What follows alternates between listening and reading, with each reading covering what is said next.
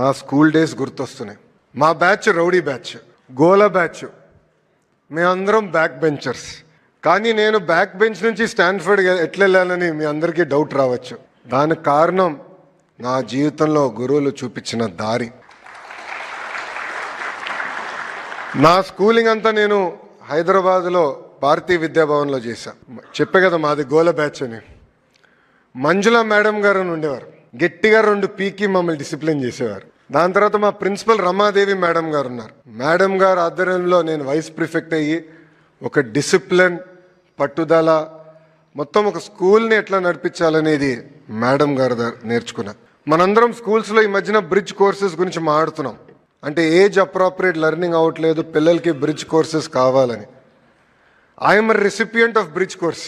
నేను ఇంటర్కి వచ్చినప్పుడు కొన్ని ఫండమెంటల్స్లో నేను వీక్గా ఉన్నానని గౌరవ ముఖ్యమంత్రి గారు నారాయణ్ సార్ని పిలిచి, మా ఆవిడ ఇంకొన్ని ఫండమెంటల్స్లో వీక్గా ఉన్నాడు, నేర్చుకోవాల్సిన అవసరం ఉందంటే నారాయణ్ సార్ నాకు ఆ బ్రిడ్జ్ కోర్స్ నేర్పించిన వ్యక్తి. వాస్తవంగా ఆ 2 సంవత్సరాలు నా జీవితాన్ని మార్చేసింది.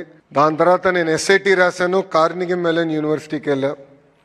అక్కడ రాజ్ రెడ్డి గారు ఆధ్వర్యంలో నేను చదువుకున్న వ్యక్తి. రాజ్ రెడ్డి గారు నాకు అయితే ఫస్ట్ సెమిస్టర్ బాగా గుర్తు, ఎందుకంటే మొదటిసారి ఇంటి నుంచి దూరంగా ఉన్నా. కనీసం టైంకి హెయిర్ కట్ కూడా చేయాలని నాకు తెలియలే, ఎందుకంటే ఇంట్లో ఉంటే అమ్మ చేయించేవారు అన్నీ. అలాంటిది రాజ్ రెడ్డి గారు క్రెడిట్ సిస్టమ్ అంటే ఏంటి, సెల్ఫ్ డిఫైన్డ్ మేజర్ అంటే ఏంటి మొత్తం నేర్పించి ఈరోజు నేను మీ ముందల ఒక విద్యాశాఖ మంత్రిగా నిలబడుతున్నానంటే దానికి కారణం ఈ నలుగురు అని ఈ సభాముఖంగా తెలియజేస్తున్నా.